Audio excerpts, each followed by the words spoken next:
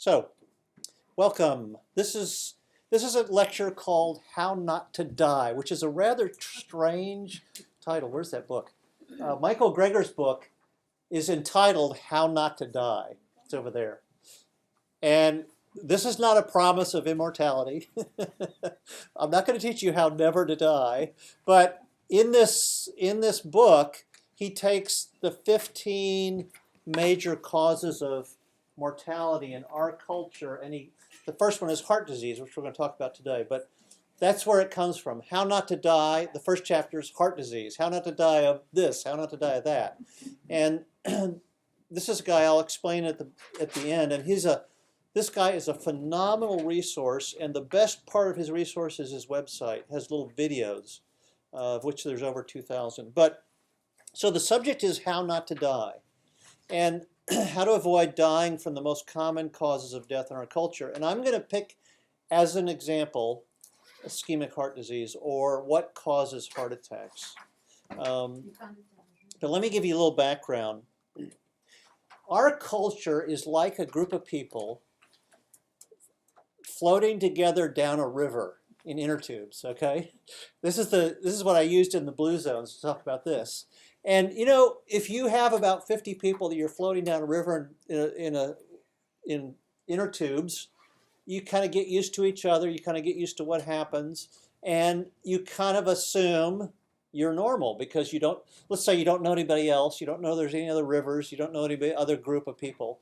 So it's very easy in a culture to kind of get used to what is normal for your culture. Okay. But, and the thing I talked about last month was how to swim upstream against a current that pulls people into sickness. So the question is, what can we? There's one back there, and there's a couple here, and there's two up there. So here's the emphasis of what I'm trying to talk about. What can you do to be as healthy as possible? And one of the things that I pointed out in the Blue Zones talk is when you begin to compare your own culture with other cultures around the world. My family and I had the privilege of living in Kenya, Africa, where I worked in a mission hospital for 2 years, and I never took care of a heart attack the 2 years. Okay. So once you have that happen, you begin to say, is it just that these people have different genes, or is it something else? And we'll go into that. But here's the point I made last time. If you're floating down the river, you're going to have to do something to begin swimming against the current if you want to be healthy, because I think we would all agree we have a fairly unhealthy culture. And the Blue Zones, very interesting. I gave the talk because a chiropractor's office where I used a little room for a while had a National Geographic there with the Blue Zones on it. How many of you know what the Blue Zones are? Okay, the Blue Zones are a National Geographic effort it's been going on for almost 20 years, finding what's called the longevity hotspots, the longest living healthy people in the world, not just individuals, but whole cultures. And what they found was 5. Sardinia, Italy, it's a big island off the west coast of Italy.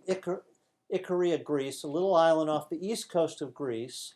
Nicoya Peninsula on the west side, the tip of a peninsula, the Nicoya Peninsula in Costa Rica, Okinawa, Japan, and then Loma Linda, California, which is very interesting because that's us, that's Americans. Seventh-day Adventists, a group of Seventh-day Adventists. But what they did is they looked at, the whole idea was not just a tourist attraction, not just, on TV you put those, tourist things on, but to try and find out what about these cultures made these people healthy. Okay. And what they came up with was Power 9. Now that may be too many things, but here's the purpose of this study, is to find out what were the secrets of these cultures, these 5 cultures. These are all genetically different, culturally somewhat different. What are the things that make these cultures engender health, okay? And they came up with 9 things. I'm going to simplify them. The top one was about exercise. Guess what? These cultures are not into exercise. Guess what? They just are very active. They just live lives that are very active. Now, as Americans, we have a culture, we have a geography that's built not to be active. It's one of the biggest challenges. We have cars, we have phones. These people would walk, villages, places like that. The second one has to do with having a purpose for getting up in the morning. In other words, having a positive reason to exist and go through your days. Stress management. The bottom was faith-based. Family is very important, and they had a small social circle that was continuous through their life. The middle one is probably the most powerful. One is they don't fill themselves up when they eat. I could talk about that for a long time. Wine at 5 was common among these, even some of the Seventh-day Adventists. And the one in the middle is a plant slant. All these 5 cultures, 95% of what they ate was plant-based. Even the shepherds in Sardinia and Icaria, they had sheep, but they thought it was a waste to sell the sheep, or to slaughter the sheep and eat them. They sold them for grain and stuff like that. So, and even in Okinawa, a Japanese island, you'd think they eat a lot of fish, 1 to 2%. Because that was their culture for whatever reason. So here's the point. Health is a cultural thing. Health doesn't come from your genes. It doesn't come from your parents, although your culture often comes from your parents. And it doesn't come from your doctors. It comes from your culture. And so here, and I now practice what's called lifestyle medicine. Lifestyle medicine is the American form of this 9 things. We boiled it down to 6, of which nutrition, exercise, tobacco, and alcohol don't be addicted to those things. Okay, now, the blue zones, wine at 5 is a positive thing. Here, alcohol is not a positive thing. It's don't be addicted. And instead of alcohol and tobacco, a big source of poor health is food addictions, of which we all are prone. Stress management, sleep, and healthy relationships. Interesting, sleep was not in the blue zones. Does sleep not matter? No, they probably never thought of it. It's probably assumed. But this is what makes up your lifestyle. So if somebody comes to me now, I'm going to give you a little heads up the way I practice now. If somebody comes to me with hypertension, type 2 diabetes, ischemic heart disease, other things like that. These are common problems in our culture. The things I tell them to do has nothing to do with medicine whatsoever. And most of those I can get them much better, and many of them I can get them to the point where they don't have that problem anymore. Okay, of these 6 things, which is the most powerful? And some people would disagree with some of this, but nutrition is the most powerful part of lifestyle medicine. The blue zones, 95% of what they eat is plant-based. That's a very powerful thing. So if nutrition is the most powerful one, let's go around the world and look at sets of diseases and put them in categories of nutrition. Think about that for a moment. Diseases of poverty and diseases of affluence. If you go to sub-Saharan Africa, we were just with a friend yesterday, no, the day before yesterday, who works in Burundi. 75% of the country is malnourished. Okay, they have a whole set of diseases that are due to nutritional deprivation. Okay, we have a whole set of diseases that are due to nutritional extravagance. Okay, completely different. Now, it's not that they don't overlap some, they do. But one is a disease of too little, and the other is a disease of too much. Would you agree? Okay. If you agree with that, then the question is, what's too much? Quantity or quality? Is it a matter of how much you eat, or is it what you eat? It's probably both. Where does health lie? If nutrition is the most powerful part of health, then is it simply eating less, or should you be selective with what you eat? And I'm going to vote for both those. Okay. The food you eat can be either the safest and most powerful form of medicine or the slowest form of poison. Okay, here's the paradigm shift for me. Western medicine is extremely powerful. Its drugs, its procedures, its therapeutic modalities are really powerful. They're awesome. We live in the shadow of UVA, and UVA could do almost everything, right? Well, actually, do you know that food is more powerful than Western medicine? That's what I believe now. Lifestyle medicine, when you take all 6 elements, is far more powerful than anything Western medicine can do with almost anything they deal with. The evidence of that is that you can take, they say 70 to 90%, let's average it out to 80% of American diseases can be cured or made significantly better with lifestyle medicine. Okay, now, I don't begin to believe that most people would want to do what's needed, because as a lifestyle medicine practitioner, the suspicion is I want to take from you what is your most valuable thing in life. Let's face it, food is the most enjoyable thing we can have. So if I want to take your favorite foods away, you might not want to do it. So let me say right up front, what I'm going to tell you does not matter to me if you do it. I simply want you to know the information I'm going to tell you, okay? So I'm not into changing people's behaviors if they don't want to change. If somebody comes to me and they're desperate, they want to get better, I'll be glad to tell them, you ought to do this. But whether they do it or not is totally up to them. Okay, Michael Greger, very guy, one of the most productive human beings I've ever met. But this is his book, How Not to Die, and that's why. Let me let you in on a few secrets. One of them is the best kept secret in medicine is that under the right conditions, the body can heal itself. Okay, think about the implications of that. I'm going to talk about a Western disease. If 80% of Western diseases are amenable to lifestyle medicine, that means that your body itself, given the right conditions, can heal itself. In other words, it's not simply a matter of the foods you feed yourself. It's a matter of your body's ability to take the foods that you feed yourself, and either those foods will hurt you or they will help you. Okay? If you say that the body can heal itself, that means it's not healing itself because of, and if nutrition is the most powerful thing, there must be something you're doing to making your body have the condition you're having. Okay, so are there some things that are not healthy for you? Absolutely.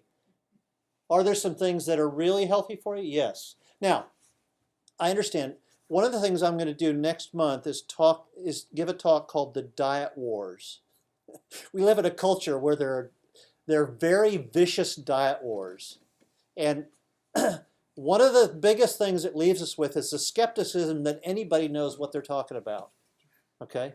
Because eggs are good this year and back next year, don't touch them. And, it's going to change year to year. So just, if you don't like what they're telling you, wait till next year, they'll totally change it. But Michael Greger says this, I don't care what your opinion is, show me what the science shows. And if you want to go to his website, nutritionfacts.org, and type in the search thing, whatever interest you have, he's got like 2,000 plus videos. His specialty is 3 to 5 minute videos that take one subject, eggs, high blood pressure, kidney disease, diabetes, other things like that. And you might get, so if it's something like type 2 diabetes, you might get 40 videos, and he'll cut it into little tiny segments, and you can learn a lot from just watching those. Okay. This is the #1 diet war in our country. People are fed by the food industry, which pays no attention to health, and are treated by the health industry, which pays no attention to food. That's a diet war right there. Nothing you eat has anything to do with your health. How many of you have heard that from a doctor? Okay. How many have ever had a doctor ask you what you eat? It's totally coincidental. Okay. The beauty of food as medicine is that the choice to heal and promote health can begin as soon as the next meal. Okay, so you can tell the assumption behind this is I'm going to end up telling you if nutrition is the most powerful thing, I'm going to obviously say these are things you don't want to eat and these are things that you do. Is that based upon my own subjective opinion? I hope not. There is phenomenal amount of nutritional research that is becoming increasingly clear. There are also at the same time, I think, huge forces that do not want certain things to be known. Okay, today I'm going to tell you the cause of heart attacks. 90% of people that have a heart attack that go to a cardiologist are never told what I'm going to tell you today. Now, what's behind that? I'm not going to imply evil motives, but there is a huge profit motive behind this thing. I was saying to Jackie the other day, I think American culture has kind of three stains in its history. One is the way we treated the American Indian. I'm not an expert on that. The other one is slaves. I don't think anybody would say slavery was a good thing. But I think the next biggest one is the profit motive that's willing to put people's good at jeopardy so we can make money. And the tobacco industry did that. Did the tobacco industry not know that they were killing people? Go to Michael Greger and put tobacco in there. He highlights the fact that when you lived 40, 50 years ago, in the 40s and 50s, your doctor smoked. Everybody smoked. They told you to smoke, okay? And it took 7,000 articles, 7,000 studies before the Surgeon General finally said, I think smoking's bad.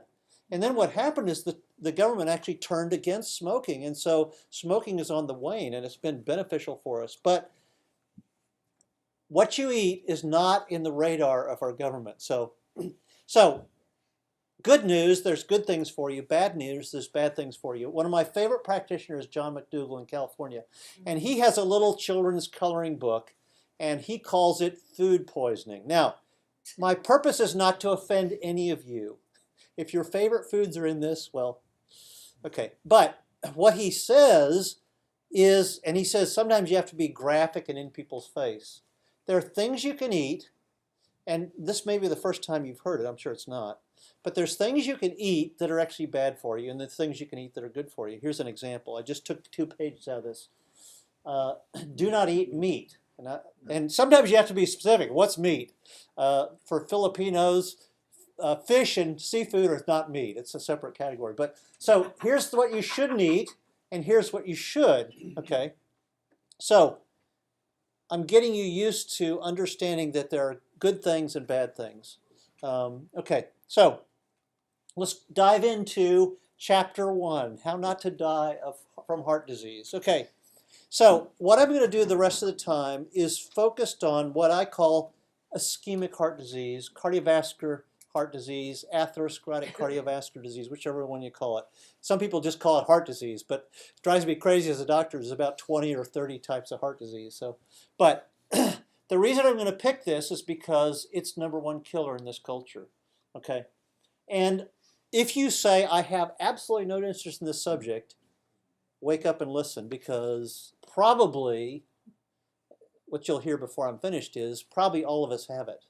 All of us have ischemic heart disease. We may never show it, okay, but it is the #1 killer. Over 600,000 people a year in this culture die of ischemic heart disease, no matter what we do in the cardiology area or surgery, but it's #1 killer. 1 out of 3 people, 1 out of 3 deaths in the United States is due to cardiovascular disease. Now, many of you may say, well, I've never had a symptom. I really don't think I have it. I hope I don't have it. I have bad news for you. The first symptom sometimes is the last symptom. As many as 50% of men and 64% of women, the first symptom is the last symptom: sudden death. I'm an ER doctor. There are not many things that'll take a person standing up. Like, let's say if I collapsed in front of you and they came and I was totally dead, there's only 2, 3, or 4 things that can do that. And #1, top of the list, is sudden death. which is, if you want to know, it's usually caused by enough coronary disease that you all of a sudden get a obstruction of that, you get an ischemic part of your heart, in other words, no blood supply, and you go into a fatal arrhythmia. VFib is usually what it is. So that if somebody can shock you right away, sometimes you can get out of that rhythm. I've actually saved 2 or 3 people's lives who, one guy up in Culpeper, I was in Culpeper for a while, he and his wife had come from a wedding and they were sitting in the triage room and they're talking to him, all of a sudden, hits the floor, get the, this guy was in his 40s, I think, and we flew him to UVA and they took care of him. But anyway, but you don't want your first symptom to be your last symptom and show up like this in the ER, dead on arrival.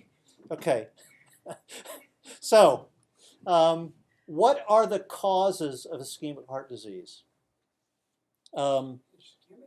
There are uncontrollable, notice age and gender. Notice genetics is not unmodifiable.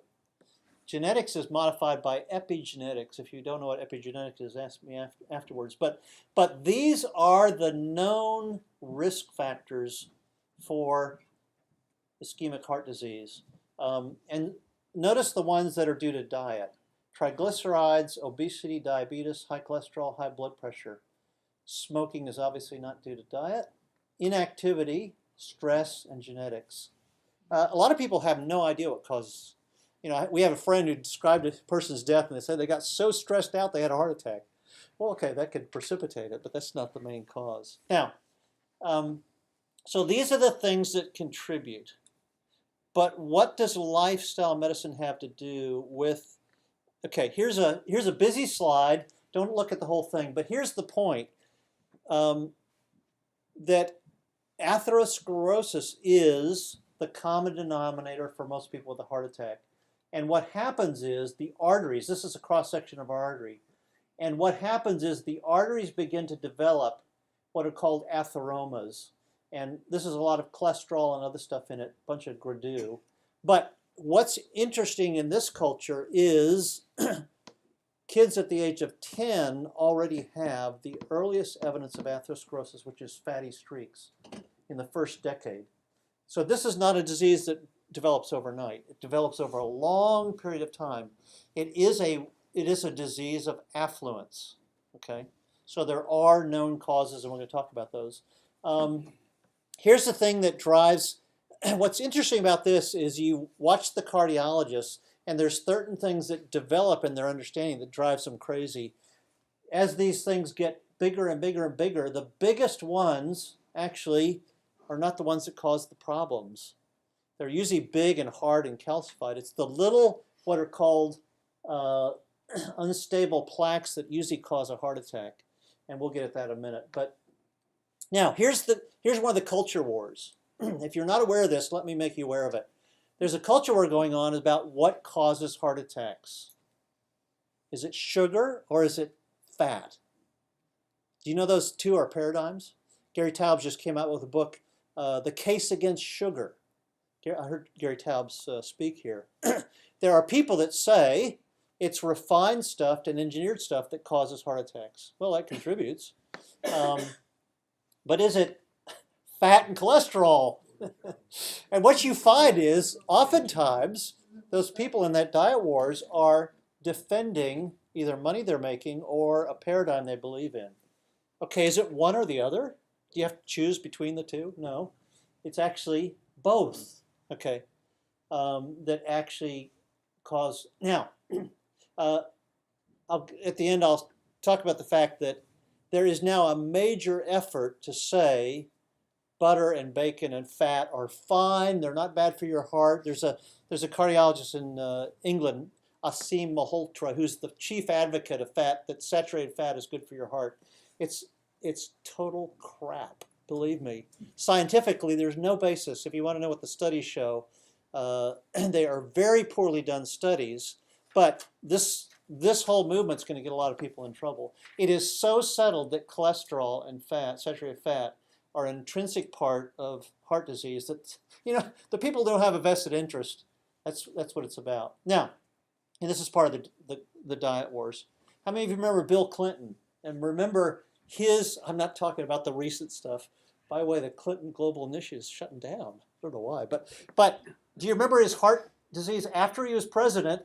He remember when he was president, he was running around. He stopped at McDonald's, get a big burger and fries. Well, after he was president, 2004, had chest pain, had bypass surgery, and then 2010, 6 years later, chest pain came back, had to have 2 stents put in, and the 2 main doctors that took care of him. This is a poor slide. It's kind of, but here's what they said to him. This is not a result of his lifestyle, said to other people, or diet. This is a chronic condition. We don't have a cure for this condition. And somebody else, this kind of disease is progressive. There aren't any cures.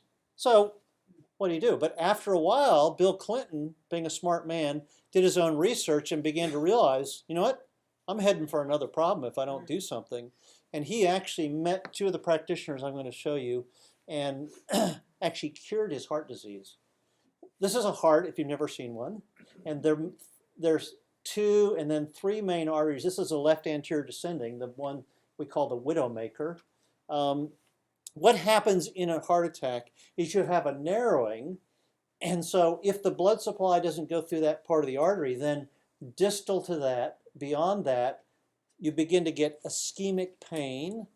Ischemia means lack of oxygen, and you get eventually the death of the heart muscle.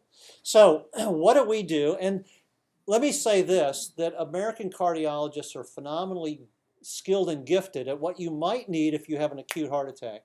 If I were to have an acute heart attack, which very unlikely I would because I don't do what it takes to get one, I would want somebody to be able to be right there.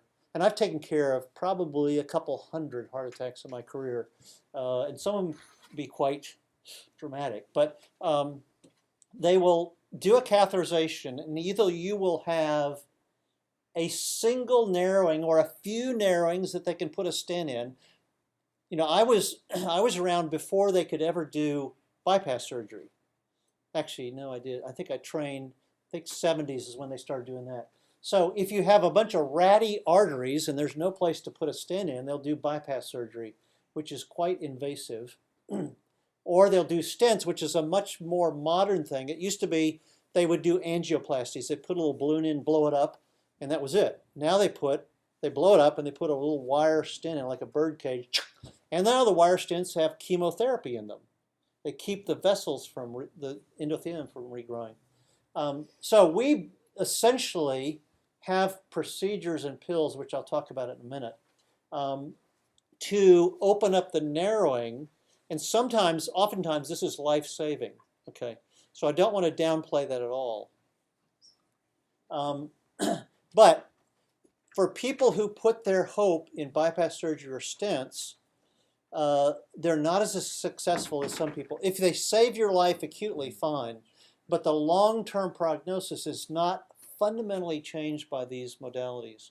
I mean, the recipients of bypass surgery for whom it prolongs the life, 2%. The studies that have found that angioplasty prolongs life or prevents heart attacks, 0%. That's an interesting statistic. Okay, the modalities to reverse ischemic heart disease. Here's the 3 elements, and actually 2 of them are related. Blood flow, plumbing. What do you do for your plumbing? Okay. And then the second one that's always talked about is cholesterol or inflammation. So if you have a heart attack today, and you will be taken care of by very skilled people who may save your life, and you can thank God for them, but they will tell you about the plumbing problem that they fixed, and now your cholesterol is elevated, you've got to be on a statin, which is an anti-cholesterol, and there may be other risk factors that they'll modify or deal with the inflammation. But whenever I have a patient who had a heart attack, I always ask, what did they tell you you needed to do differently? And I've had all the way from, they didn't tell me anything, to they told me not to eat fried food, or they told me to watch what I eat, or this or that.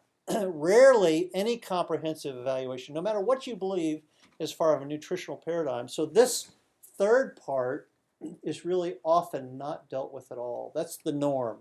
Okay. There's a reason they don't, and after I tell you what you need to do, I'll tell you why most people don't mention it. Okay, Western medicine is mopping up the floor but not dealing with the source of the problem, which is the leaky faucet that's overflowing. Okay, so what I want to do is go to the source of the problem. You may need a stent or bypass. You may need a statin. I don't think you actually do. Not many people do. But heart disease is a food, sorry about the quality of this slide. Heart disease is a foodborne illness. Okay. It is caused by what you eat. It's as simple as that. I'm going to prove that to you. Now, again, if you say, well, I don't want to do anything about that, well, that's fine with me. But let me show you the evidence. The first and most, actually, this is something that's been known for a long time. This is not something that began with Dean Ornish, the guy who published this in 1990 in The Lancet. This is probably one of the definitive studies in The Lancet 1990 in which he took two groups of people for a year and treated them with a plant-based diet or the traditional American heart disease diet. And our trial suggests that comprehensive lifestyle changes may begin to reverse coronary atherosclerosis in only 1 year, 82% reversal. Now, this is not stopping the progress of the disease. This is turning it around and getting rid of it. That's pretty amazing. So here's Dean Ornish. We've met him a couple times in California. And this is the result of the study. And plaque regression in 82%. So this is not only getting rid of the clogging of the arteries, but it's actually beginning to open those up. Now, I realize this is a busy slide. Jackie didn't see this one. This is one of my favorite sites. If you want to get it down to hard, cold numbers, you go to a website that talks about numbers needed to treat. Let me translate it to you. If you want to know what a study shows, here's, if I give you this pill for this problem, I will have to give it to 20 people to make one person better. That's called the number needed to treat, 20 to make one better, okay? You can also talk about the number needed to harm, because you have to know those two numbers. If I give you a drug and it's going to improve 1 out of 20, but I say the number needed to harm is 1 out of 5. Ooh, that's not good. 1 out of 20 will be helped. 1 out of 5 will be hurt by that medicine. Every medicine has side effects. So this is the statins, or the cholesterol-lowering medicine, given for 5 years for heart disease prevention with known heart disease. This is what we call in the business secondary prophylaxis. You already have a heart attack.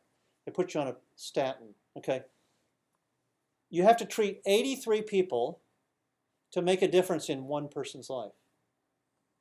83 people have to take a statin for 5 years to prevent one life saved, okay? Or 39 to help prevent a non-fatal heart attack. Well, that's not bad, but I mean, if you're a betting person, 1 out of 30 died. That's not great. The number needed to harm is 1 out of 50. Develop diabetes, muscle disease, dementia, other things like that. Okay, if you have no known heart disease, this is called primary prophylaxis. Let's say we put you all on statins. So most of you have never had a heart attack.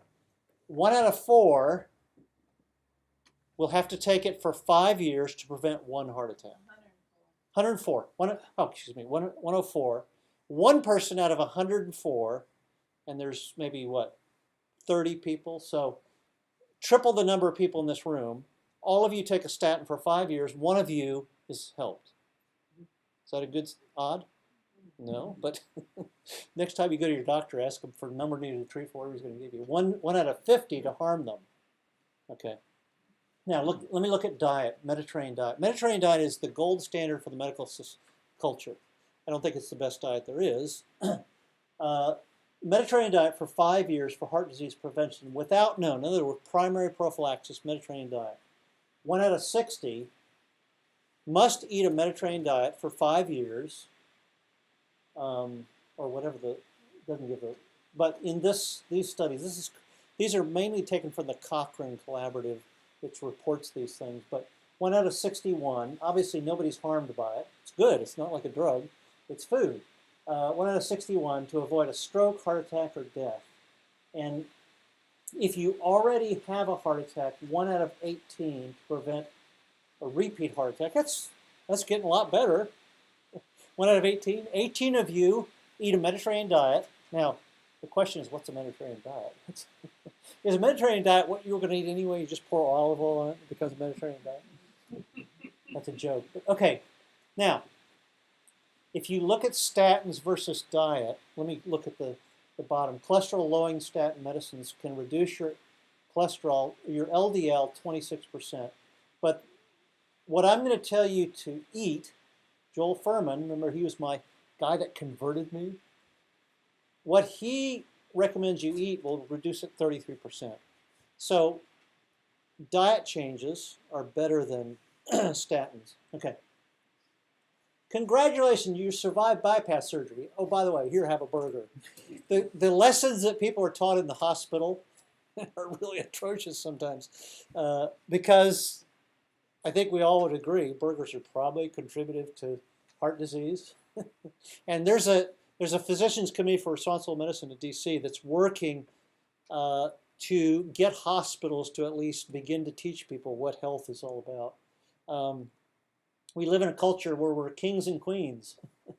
And so what creates obesity also creates heart disease. This is Michael Greger's, if you do nothing else, this is the quote, if that's all a healthy plant-based diet could do, reverse heart disease. This is what he says the science proves, is that, and Dean Ornish showed, heart disease can be reversed by a whole food plant-based diet.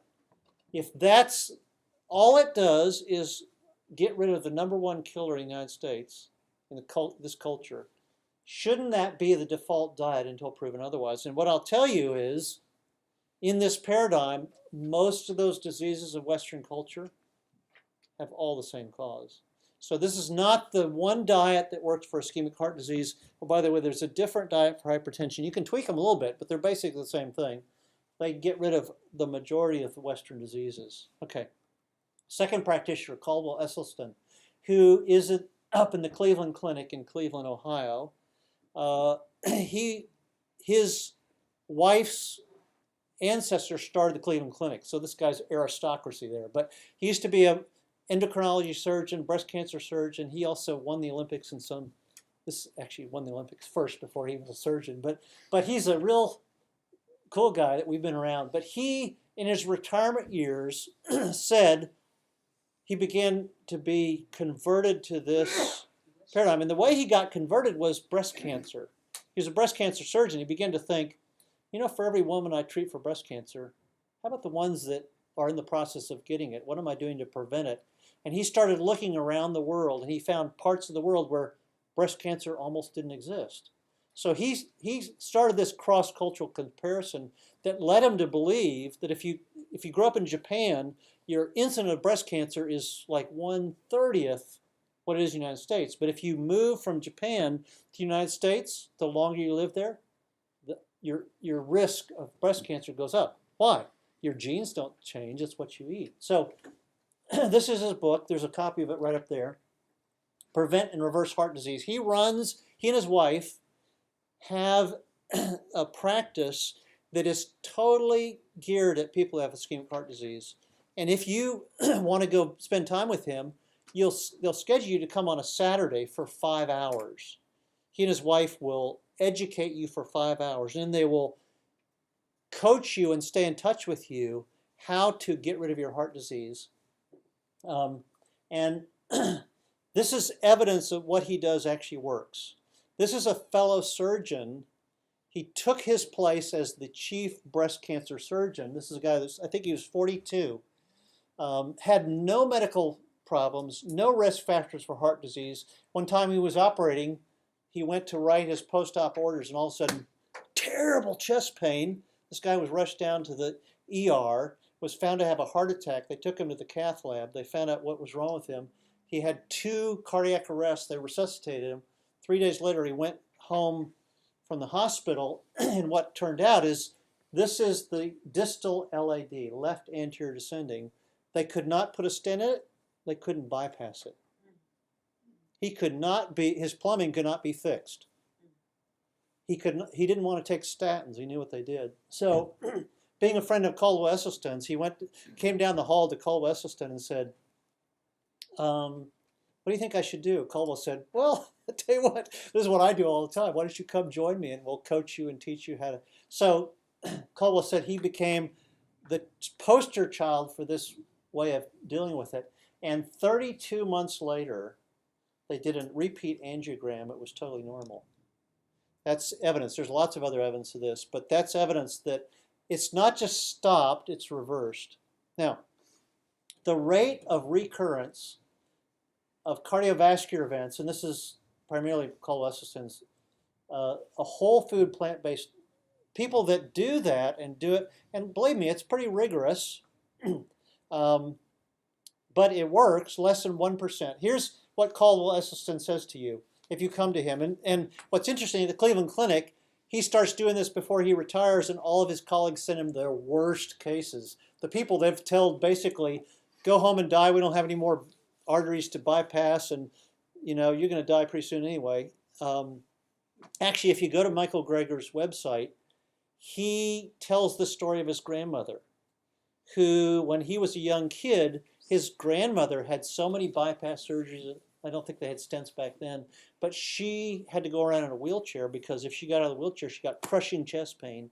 She went to Nathan Pritikin's Lifestyle Center in California, and within 3 months, she was walking 10 miles a day without any pain, and it was totally lifestyle medicine. So, and he says that's why he went into medicine, to try and find the things that his grandmother didn't know about.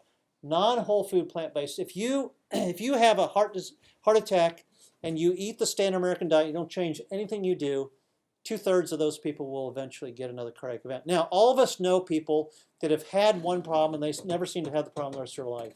That's great. But the average statistic is if you do nothing about the cause of it, because one of the reasons is because you don't know the cause of it, nobody's ever told you, 2/3 of those will have it come again. The Mediterranean diet, which is the gold standard in the medical society, and many in medical culture, and many of them will say that's the only one that's really been proven. In fact, I read one of the premier articles and it said, this is the best way of treating cardiovascular disease that we know of. Actually not. 25% recurrence. So we're talking about not recurrence, but regression. That's, Dean Ornish showed it, and Caldwell Esselstyn has not done a double-blind placebo-controlled.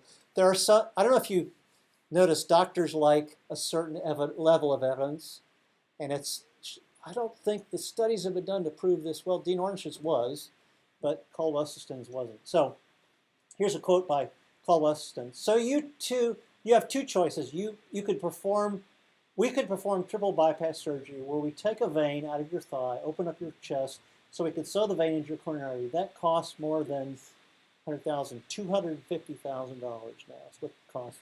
And we'll keep you laid up for at least 2 months. Or we could put you on a vegan diet. A vegan diet? Gee, doctor, that sounds pretty extreme. The question is, which is extreme? It's a matter of what your perspective is. Okay, here's the standard American diet. Animal foods, 25%. Processed, refined, or engineered. You know, what's interesting is the tobacco companies all brought the food companies. And the lessons they learned in the tobacco wars, they're now creating food that's highly addictive. Now, I'm not saying they're evil people, but I'm just saying that this is the American way, making money. And I saw a quote the other day, the food company was saying, we're not looking out for the health of people, we're looking out for the benefits of our stockholders. Okay, well, there's another way. This is what Caldwell Esselstyn says. The foods you should avoid, okay, oil, fish, fowl, meat, dairy, and caffeinated drinks, caffeinated coffee, probably caffeinated tea. That's what he said. Now, if you go to him, Cleveland Clinic, you go to him 5 hours on a Saturday, he teaches you, this is what he'll teach you not to eat, because he says that's the cause of this. Oil may be the biggest one on the list, and we'll talk about that a little bit. But what you eat instead is grains, legumes, lentils, vegetables, fruits. Basically, here's the way it is. This is the way I like to divide up the. If you take a square like this, half of it is all animal stuff. Okay, anything that comes from an animal, anything that has a face or a mother. And when I mean, for instance, meat. Meat is all the things you can think of meat. Fish is meat. Poultry is meat. Sea fish is meat. Shrimp, all those things. Anything that's alive. But all the things that come, eggs, milk, cheese, things like that.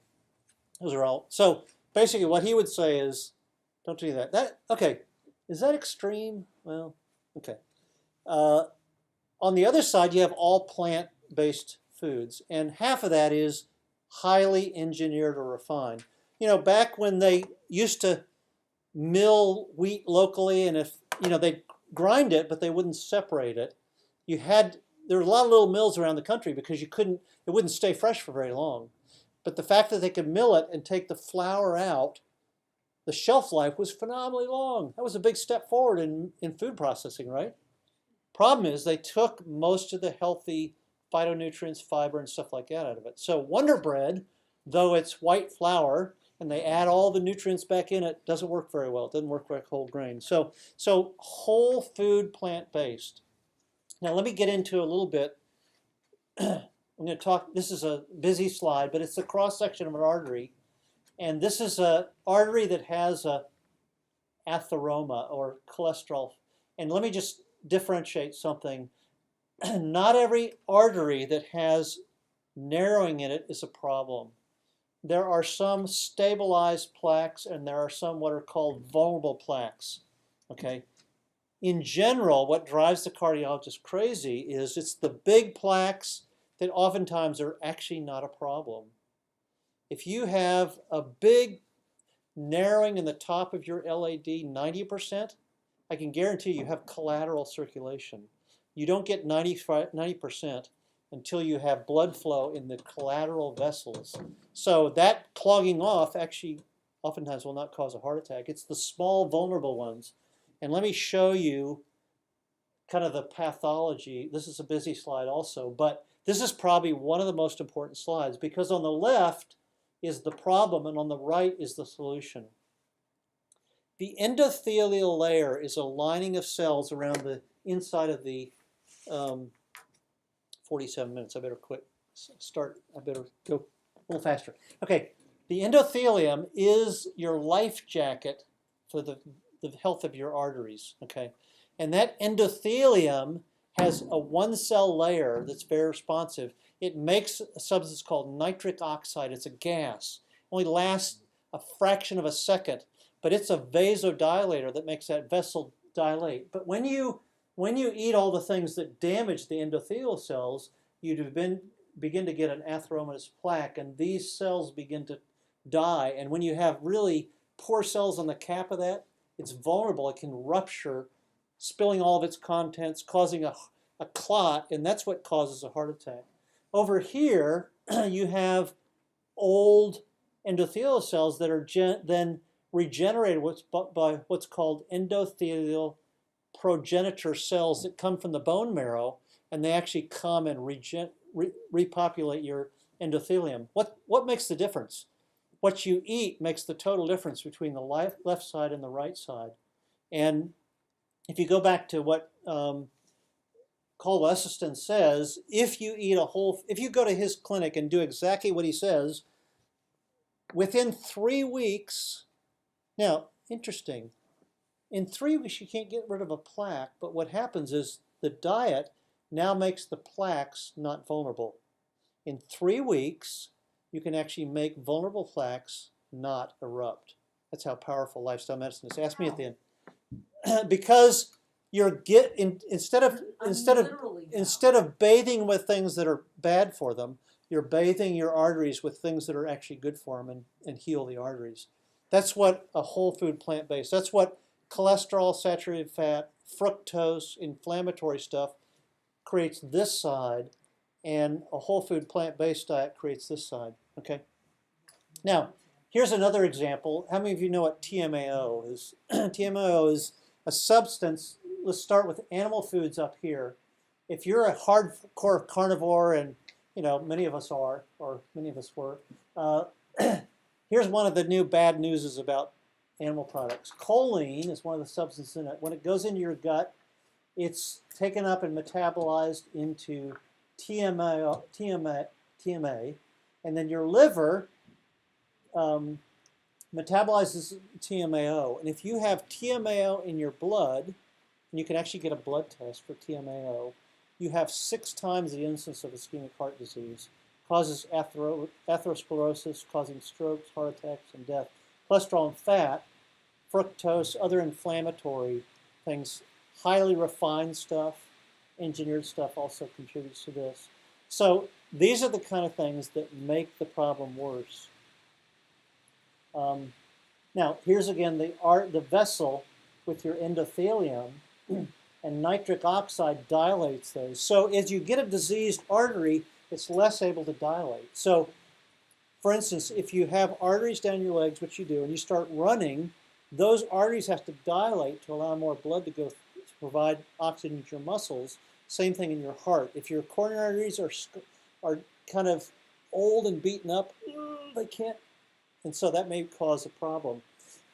What kind of foods feed the endothelium to help them make nitric oxide? This is a busy slide, but forgive it.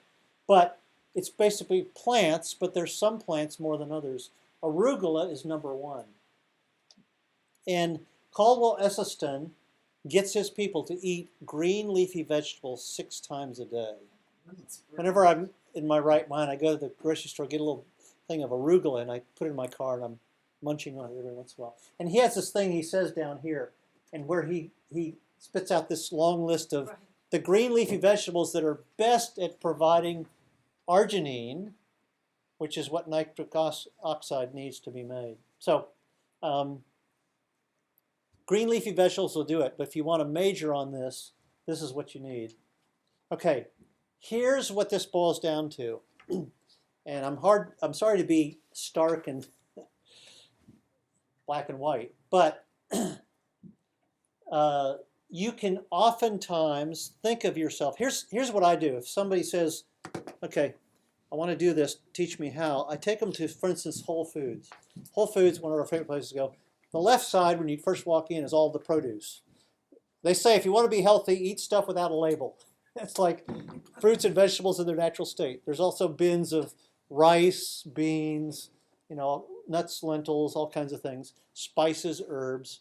It's like there's no nutritional badness in that part of the store. And I'm not saying, look, you cannot have any of this stuff. It's totally evil and bad. No, I'm just saying if you want to not have ischemic heart disease, you want to treat it, this is what you want to avoid.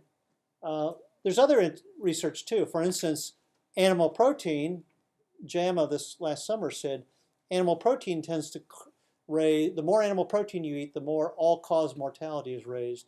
The more plant protein you eat, the more all-cause mortality is reduced. There's a lot of research. Now, don't worry, the empire strikes back. Butter is back. Butter is good for you. Bacon is good for you. Now, what's behind this? This is Ansel Keys. You probably don't, I'm not going to talk about him, but this is Cholesterol is Bad, 1984, 2014. Butter is back. There's economic forces behind that message. So the Empire Strikes Back, the great cholesterol myth. And if you go on the web, you can find books that say cholesterol has nothing to do with heart attacks. Okay. Here's one that proposes, I think this is from England, the BMJ, that everyone beyond age 55 should be given a poly pill. That poly pill has a statin, has 2 forms of blood pressure medicine in it, and it has aspirin. And they're doing the studies of how many people would that keep from having a heart attack. And it probably would reduce it a little bit, but think of all the side effects. And that's the mindset of modern medicine. There's a pill for everything. So the Empire Strikes Back on that one. Again, this is the most important. The scientific research is very clear. It's nobody's opinion. The only thing that's ever been proven to reverse ischemic heart disease is a whole food plant-based diet. Paleo diet's never been studied. Nobody's ever put it to the test.